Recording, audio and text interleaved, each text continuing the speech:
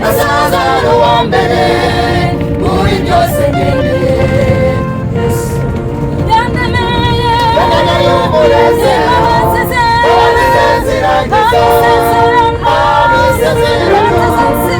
agasiga ngendeye yarabikonze kuko ntabwo ajya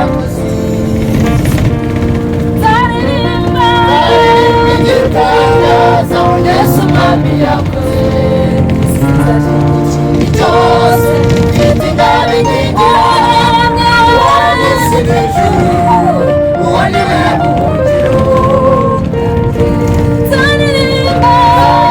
igitangaza Yesu umwami yakoze mfite ingabo inkingira uwanisi n'ijuru uwo ni we buhungiro